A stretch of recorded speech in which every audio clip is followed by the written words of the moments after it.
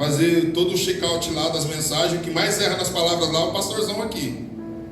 Domingo passado, domingo retrasado, não, na quinta-feira, eu falei uma palavra, né? Ainda falei que o Samuel foi ungido. Não, Samuel ungiu. No decorrer da mensagem lá, eu falei que Samuel foi ungido. Não, Samuel ungia, foi ungir, e usou o óleo de unção. Corrigindo aqui, porque está gravando ali, e aí quem assistir lá vai entender que aqui não tem perfeito, mas estamos correndo atrás da perfeição. E aí, parelhando com aquela palavra, Deus despertou esse texto, 1 Coríntios capítulo 18, capítulo 1 e o versículo 18, um versículo apenas. Ele falou 18, falei errado. 1 Coríntios capítulo 1, versículo 18. Estou falando que eu erro? Aí, vocês estão falando, esse pastor inventou uma Bíblia agora. 1 Coríntios capítulo 1, versículo 18. Acertou agora? Aê, glória a Deus. Deixa eu falar. Não, isso aqui depois eu falo, depois que tiver ali da filmagem, que aí eu falo depois para vocês me ajudarem em oração para um propósito.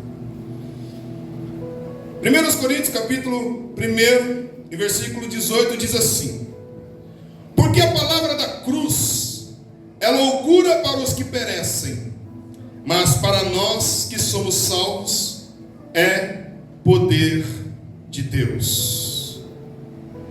Porque a palavra da cruz é loucura para os que perecem, mas para nós que somos salvos é poder de Deus.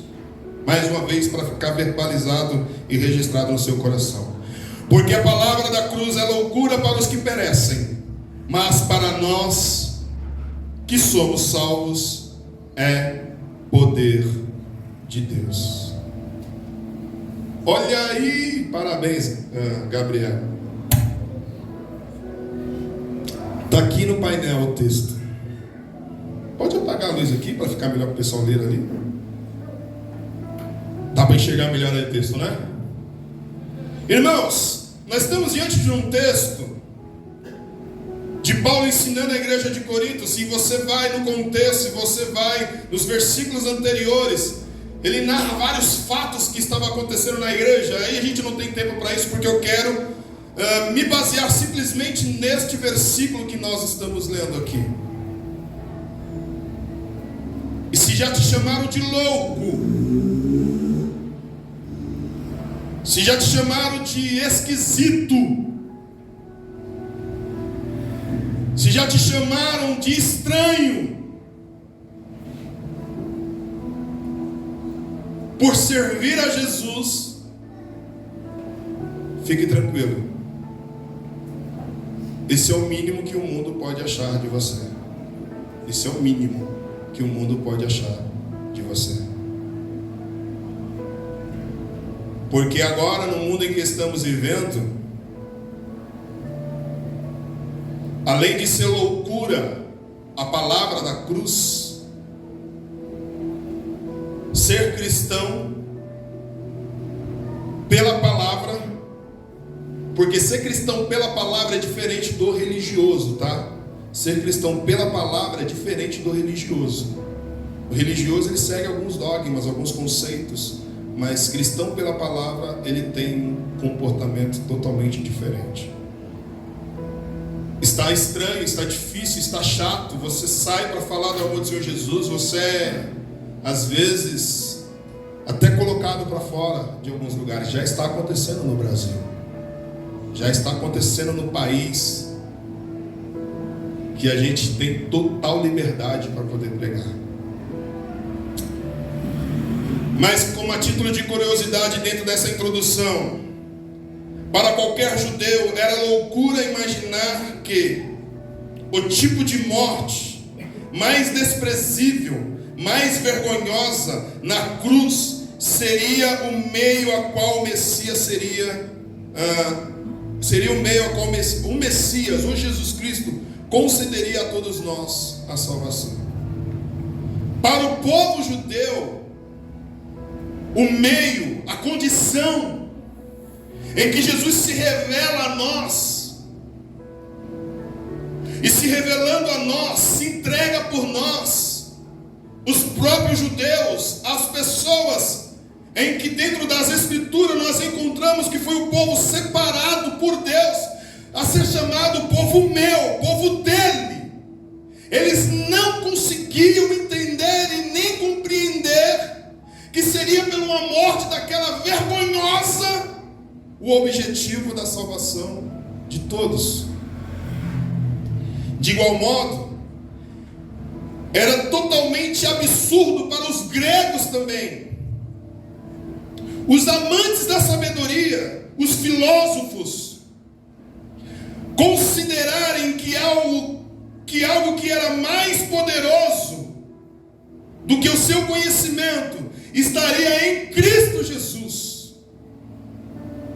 Para os filósofos, para os gregos que eram os amantes da sabedoria, quando eles olhavam para Jesus, e olhando para Jesus, não via beleza em Jesus, não via nada que o invejasse, nada que olhasse assim, não, é Ele.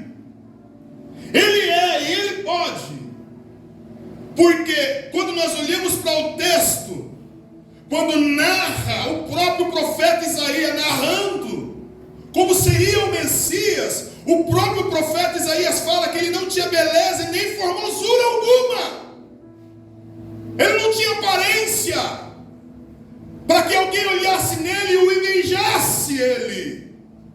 Mas ele era o enviado de Deus.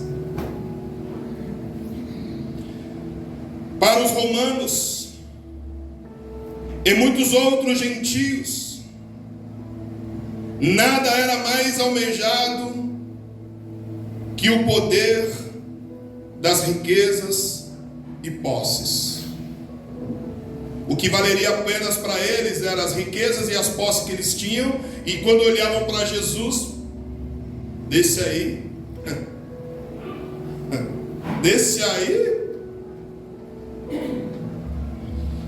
muitas pessoas continuam considerando a mensagem da cruz como loucura e se apegando a recursos humanos. E ainda nos dias atuais, ainda nos dias em que estamos vivendo, há muitas pessoas se apegando a recursos naturais, a recursos humanos, a coisas que a ciência, que a tecnologia, que a inteligência humana, que as capacidades humanas podem resolver, e esquece daquele que morreu na cruz do Calvário.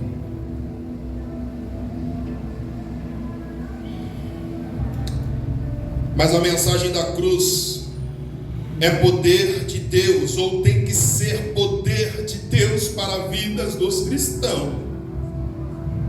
A mensagem da cruz, ela tem que ser significativa, ela tem que ser prioridade, ela tem que ser algo central, ela tem que ter como pilar principal na vida de todo homem e de toda mulher que crê em Cristo Jesus. A mensagem da cruz, ela tem que ser a transformação do homem e da mulher que se dispuseram a entender que ele morreu na cruz do Calvário a um único objetivo: a nos dar uma vida transformada para a glória dele. Esse foi Jesus. Mas nós não devemos nos enganar.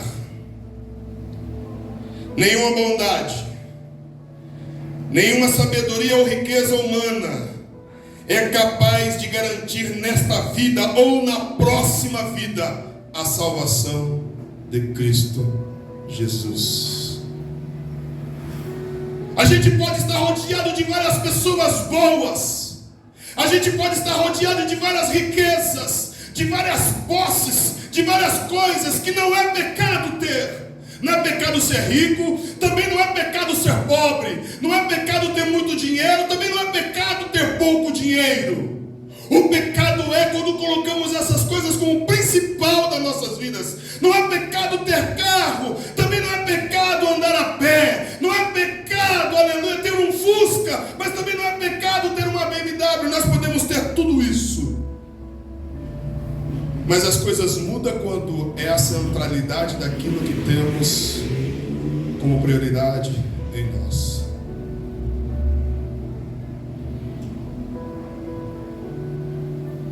Parece que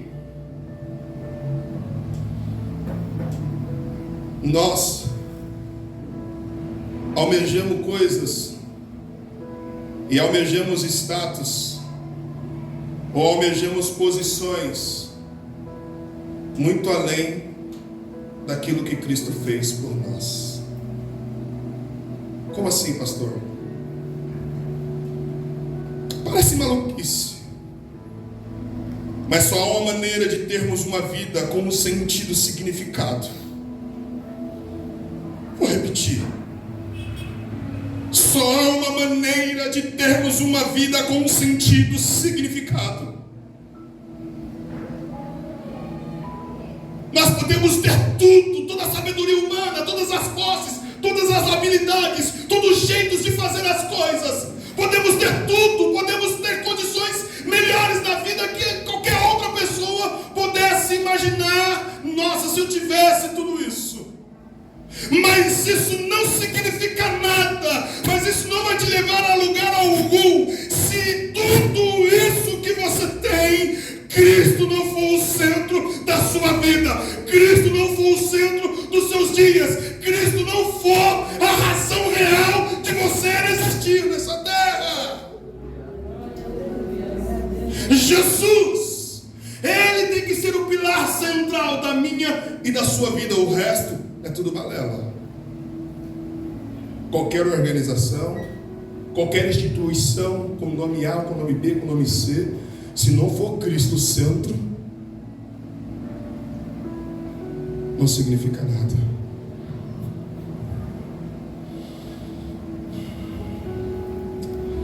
Nós não devemos desprezar o poder da mensagem da cruz. Devemos depositar as nossas riquezas aos pés de Jesus. O que é mais valioso para você nessa vida? Você já pensou nisso? Pastor, o mais valioso para mim é minha casa. Pastor, o mais valioso para mim é meu carro. Pastor, o mais valioso para mim é meu emprego. Pastor, o mais valioso para mim é aquilo que o Senhor me deu para poder viver. Deposite isso aos pés da cruz. Senhor, se não for o Senhor aqui nesse projeto de vida, esse projeto de vida é falido. Porque a riqueza humana, ela é passageira. As posses humanas, elas vão virar traças. Tudo que conquistamos, ele vai virar pó. Mas a nossa vida em Cristo Jesus tem um futuro inexplicável. Ela subir a fácil. Meu irmão, se você pudesse por uma fração de tempo pensar no futuro que te espera em Cristo Jesus, no que Ele tem preparado para mim e para você, o que Ele tem planejado para mim e para você, o que Ele tem feito, o que Ele tem projetado para nós.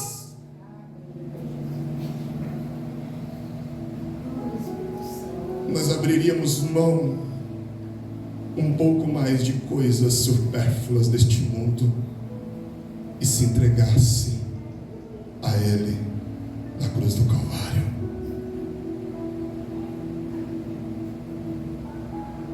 Eu tenho refletido muito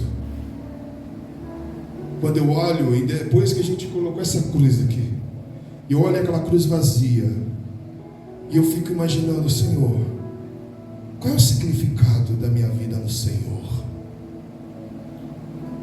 Qual é o significado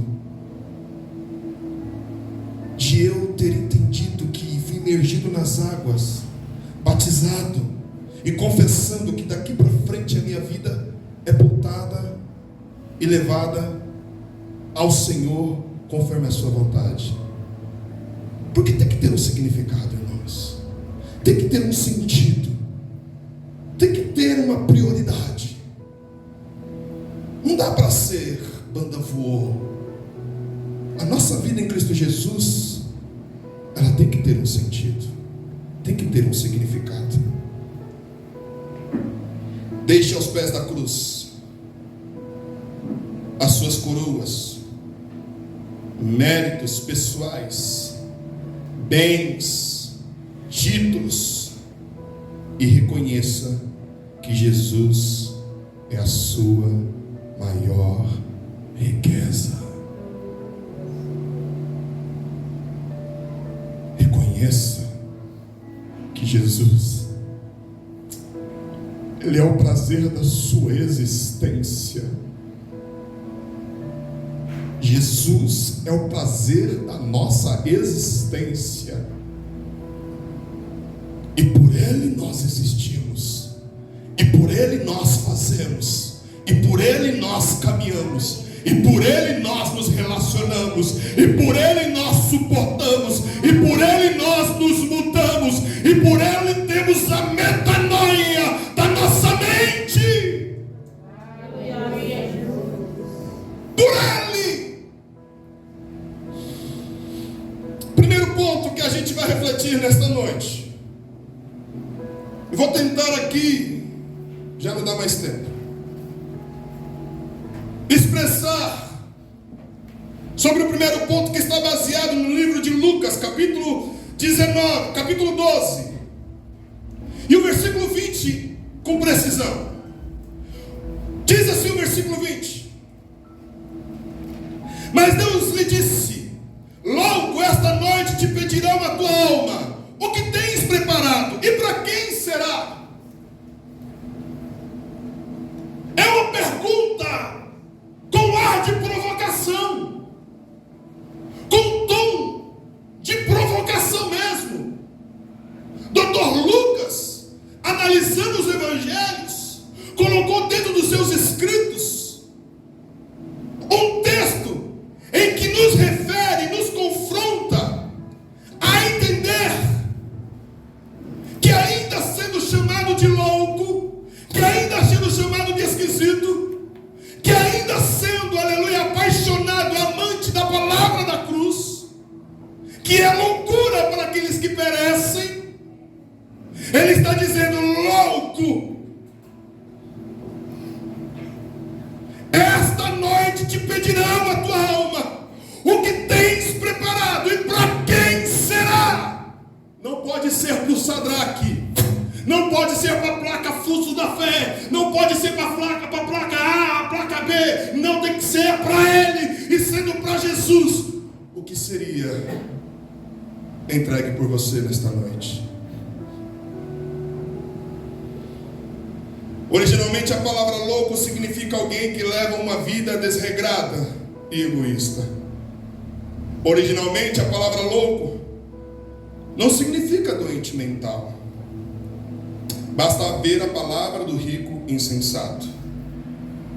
A palavra de Jesus fala de um homem rico que acumulou dinheiro sem se importar com os outros e se preocupando apenas em levar uma vida onde ele descansaria, comeria, beberia e folgasse com tranquilidade. Lucas capítulo 12, versículo 20.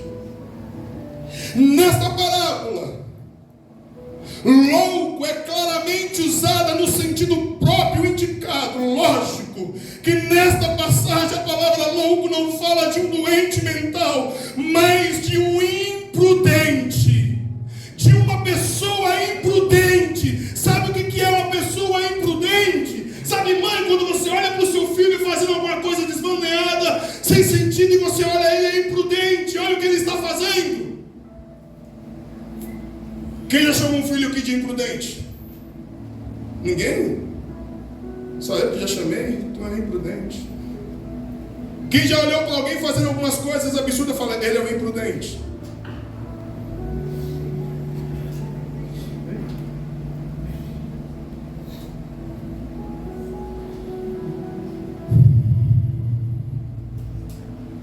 Mateus 7, porque versículo 24 e o versículo 7, versículo 24, 25 e 27.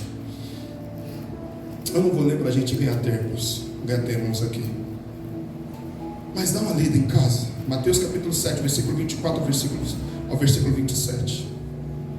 Imprudente, o indivíduo que sabe que é errado e mesmo assim faz uso da prática do erro.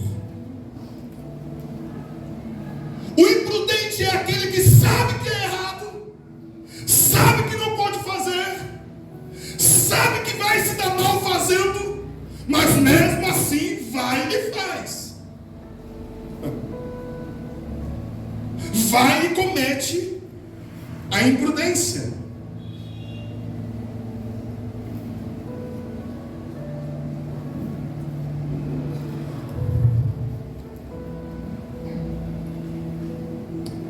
Sabe o que Mateus capítulo 24, capítulo 7, versículo 24 e o 27 diz? Ele está dizendo que na parábola o que ouve e pratica é comparado ao homem que edificou a sua casa sobre a rocha. Pelo que entendemos, a parábola nos revela que depois de ouvirmos a palavra, virão sobre nós chuvas e ventos.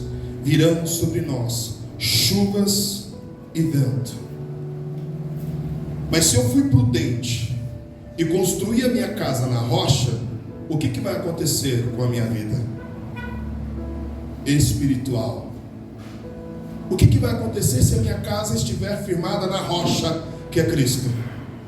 Vem chuvas, vem tempestade, mas a gente está firme, a gente está estruturado em Cristo.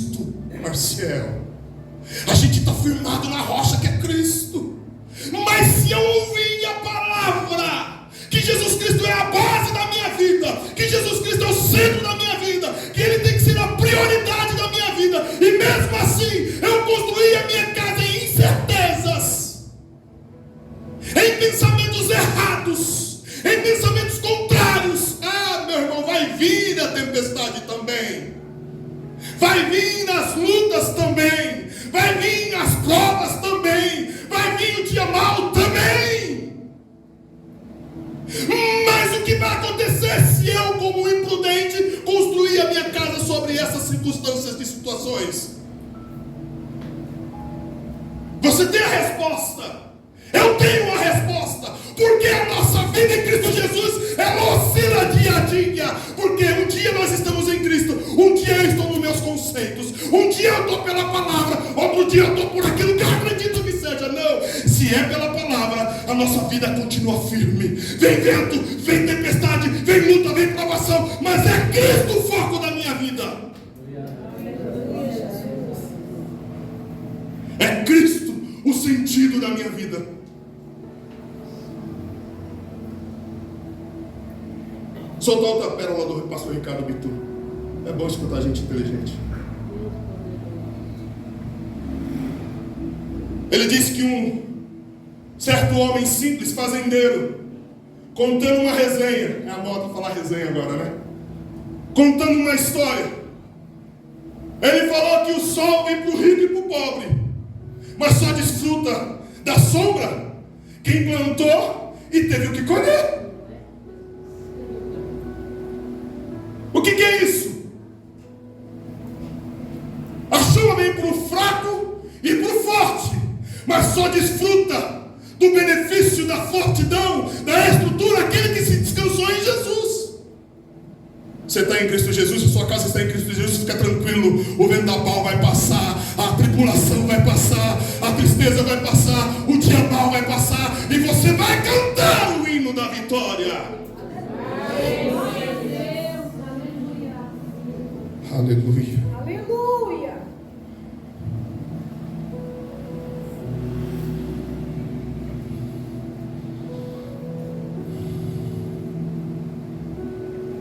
Esta é a questão do evangelho em que nós ouvimos e não praticamos. Esta é a questão do evangelho que sabemos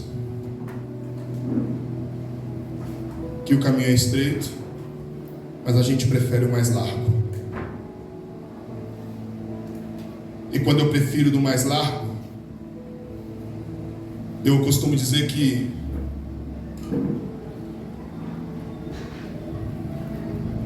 o amor de Jesus é bom, a graça de Jesus me alcança.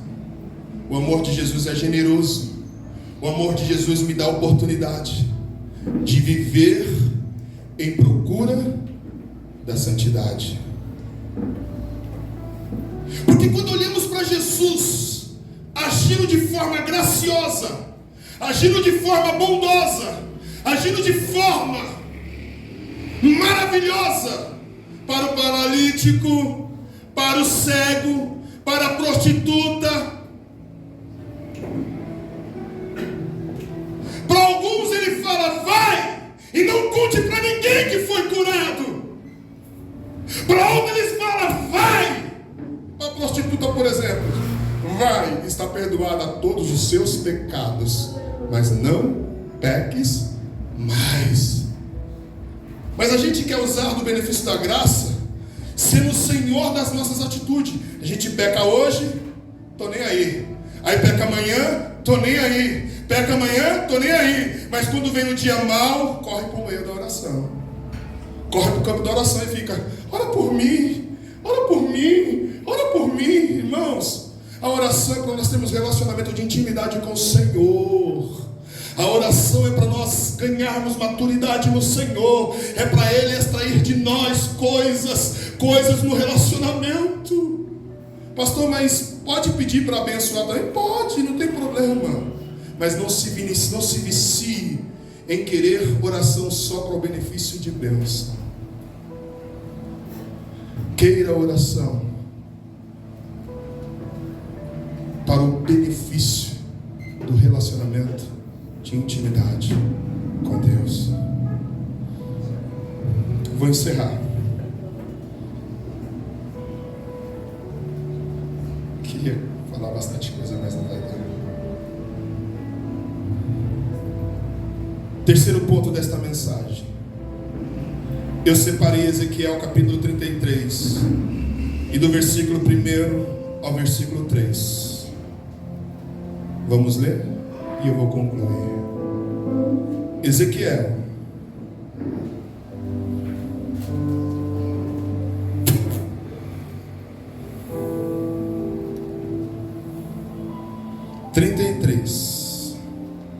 versículo 1.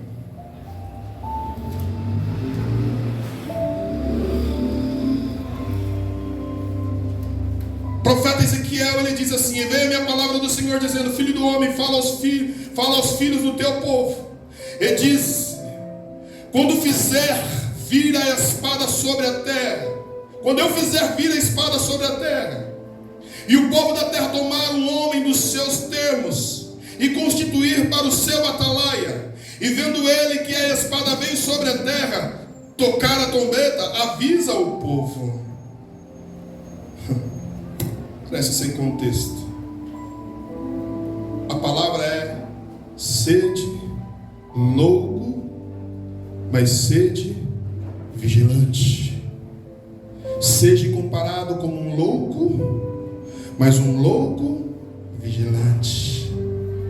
Um louco entendido da verdade. Um louco procurando caminhar o caminho da verdade. A verdade dói, a verdade machuca, a verdade, ela abre até algumas feridas, mas quando cicatriza pela verdade, meu irmão, fala sobre a minha face, diga ao meu seu povo, o que acontece quando eu faço vir a guerra a um lugar? Nós precisamos estar comparados como os loucos. Nós podemos até ser chamados como loucos, mas nós temos a liberdade de dizer: olha, você pode até me achar que sou louco agora, você pode até me achar que sou trabalhado agora, você pode até achar que não preciso ir para o lugar de adoração agora, mas eu vou te dizer uma coisa: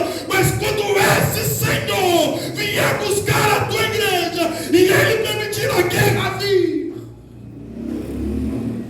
Ah, meu irmão,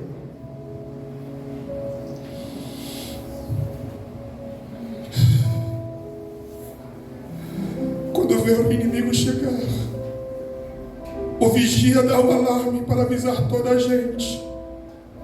Quando o vigia está de pé e alerta, ele ouve os passos do inimigo que vem em direção a ele e a sua cidade. Mas quando o vigia dorme em serviço, o povo passa em perigo, pois o inimigo entra despercebido e faz grandes estragos aonde ele entrou. Guarde a sua casa, guarde a sua família, guarde a sua mente, guarde a sua estrutura, guarde os seus dias, para que entrando o inimigo, ou ele tentar entrar na sua casa e na sua vida, não desfaça daquilo que ele tem planejado, o próprio Deus para a sua vida. Vamos adorar ao Senhor Jesus, fique de pé.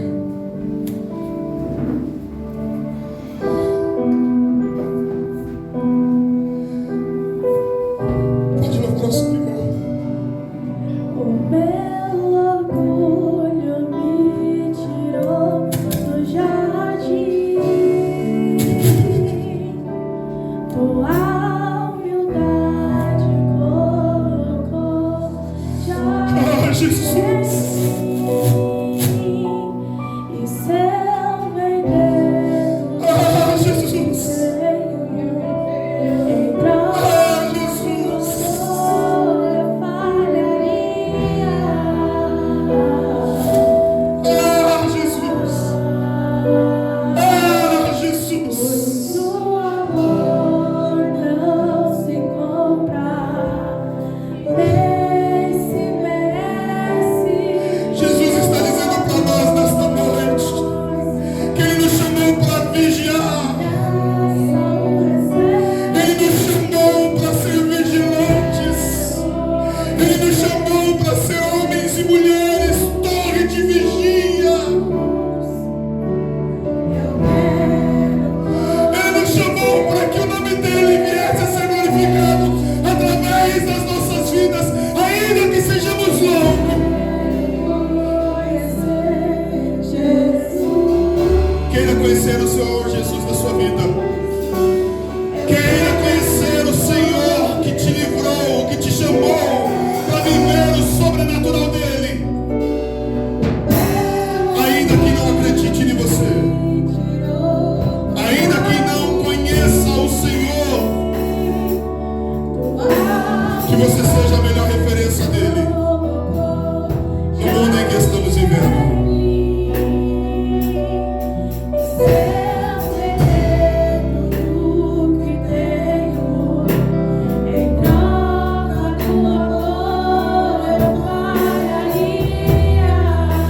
Como esta canção diz,